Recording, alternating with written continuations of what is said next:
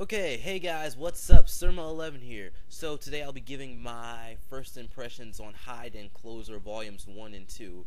It's pretty much a review, so if you haven't read it, I would say go check it out. Just go check it out. I don't know what you do if you read illegally or you buy your stuff, do whatever you want. I started this manga series on the Viz Manga app, and if you don't have the Viz Manga app, you should go check it out. You can get the first chapter of like multiple series on there, and you can read those or whatever. That's what I did. I was in the car, it was hot. It's like, hey, I'll read this. I have this chapter, and I read it. Yeah, so I enjoyed it, but I forgot about it, and now I'm gonna give my opinion on it.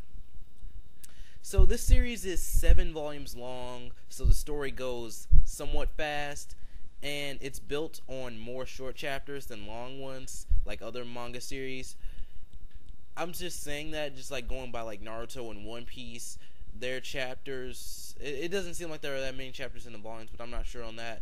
But I know this series has like a lot of chapters in one volume, so I don't know what's up with that. But I'm gonna just like start talking about it, so you can come back after you've read it, and yeah. So in Volume 1, we get introduced to our main character, Shunpei Closer, who is a wimp. I guess you could say he's kind of a wimp character, People always like to put anime stereotypes on characters. I'm just going to say he's a wimp. I mean, I'm not going to say, oh, he's a stereotypical wimp. Who cares? Like, who cares how it's done or whatever? He's bad at sports, he avoids people, and he kind of gets bullied. It's nothing too different. His grandfather, I think this is Alicid. I don't know how to say this. I don't know. Alicid Closer or something like that. He was a great magician, and Shunpei, he looks up to his grandfather a lot, but when he was younger, his grandfather never came back. Like, his grandfather came over to visit a few times, but after one trip, he never came back, and I guess we're gonna learn more about that later. I don't know. And then now you have all these magicians that are coming after Shunpei because that he's like a descendant of Alicid or whatever. If you eat his heart, you'll gain amazing powers. You'll gain the power of his grandfather, I believe. And after certain events, a gift from his grandfather comes alive. And I wouldn't be surprised if this bear was his grandfather or something. I don't know, maybe he had some sort of big magic where he could turn himself into a bear and destroy his memory until the time is right. That's exactly what I think this series would do.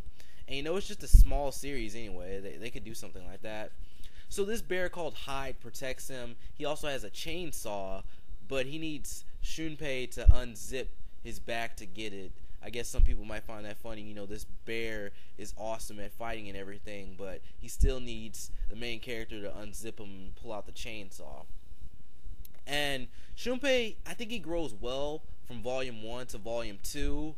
Not too fast and not too slow. We can see some growth in the character, but we still can see some areas in which he has to grow. And Hyde is like his teacher and protector. He's aggressive, and he's one of those characters who has like a definition of what a man is. And, those characters you have, what a man is. They always like tell different people about this. I can like think of one example, and that's Future Diary, where one character was always yelling at the main character about what a man is, and we have Hyde talking to Shunpei about what a man is. Personally, I don't really like characters like this, with that whole definition of what a man is, because everyone's different, and it's not like the definition of what a man is set in stone, but whatever. And many of the characters have like small toys or monsters. It's kind of similar to Zatch Bell in that aspect. They have these monsters and they fight each other, or toys. I don't know what else they could be, dolls, but I guess that kind of falls into the category of toys. So there's things like that, similar to Zatch Bell. And Volume 1, overall, it wasn't that great to me. It wasn't too great. But Volume 2 is really where the series really picked up for me. So I'm God, I keep messing up, but I'm gonna start talking about Volume 2. Yeah. So in Volume 2, we get introduced to our heroine of the story. I'm guessing she's the heroine. I saw her on a volume cover, so I'm guessing she's gonna be around for a while. Her name is Yuri. Yuri, I believe. Yeah, I'm gonna go with Yuri because that sounds better than Yuryu.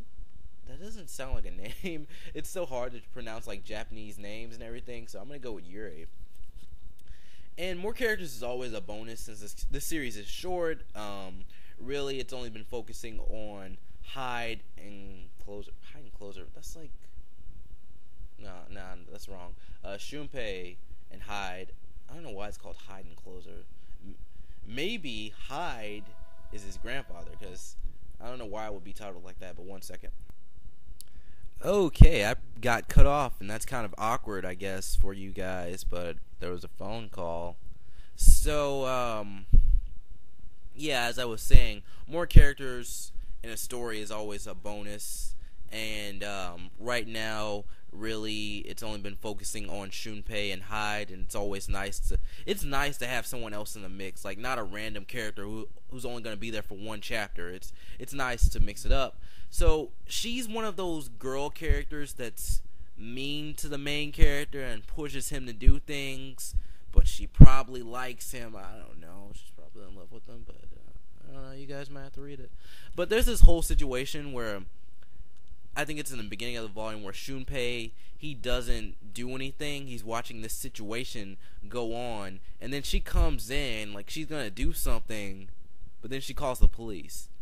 I mean, it's kind of smart and it's kind of dumb. Like, why would you confront them if you're gonna call the police anyway? But I mean, she thinks she's doing something. I mean, realistically speaking, I wouldn't have gotten involved either. I would say I'm similar to Shunpei in some aspects, but not like I'm not that good at sports, and yeah, I probably wouldn't have confronted the criminal or whatever. That's not smart. But Hyde, apparently, he has a thing for TV shows that we see in Volume 2. He's like watching like some kind of movie. I forgot what they were watching, and he's also watching like cartoons and stuff. He was watching something. He was like, yeah, that's a real man, something like that. I don't know. And then he gives Shunpei some stones that will help him with his barrier magic, which was in Volume 1, but I didn't cover it. It's basically a spell where he throws down. Well, in Volume 1, he throws down some items, and then he makes a barrier. And in this volume, he uses stones. Also, in Volume 1, a thing that I didn't cover is like after he defeated this guy, it almost seemed like they were all buddy. And I forgot which series that was, but it's like a series. Oh, it was like Blood Lad. Yeah, Blood Lad. It's so awkward, like you defeat the villain, and it's like 1 second it seems like you guys are friends, and then 1 second it seems like you're enemies. It's so weird. But then the two kids, Shunpei and Yuri, they have some after-school duties to do, and then a magician attacks them because all these magicians are coming after Shunpei, and then his partner or monster uses his shadow to attack them. It's actually pretty creative, and eventually they defeat him by turning the lights off. And then we also learn more about Shunpei's past, which is actually interesting and dark.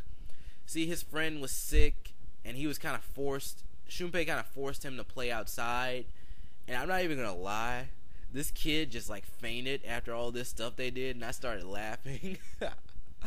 I'm a terrible person, but it was so funny. It's like 1 second he's breathing hard and everything, and the next panel he's laying down on the ground. It's like a Family Guy fall. And Hyde gets like a chapter to himself where he helps a guy leave a gang, and then there's like other stuff with a new magician showing up that uses puppets, and he's like a kid, and he's Mexican or Hispanic. And then they almost lost, but the doll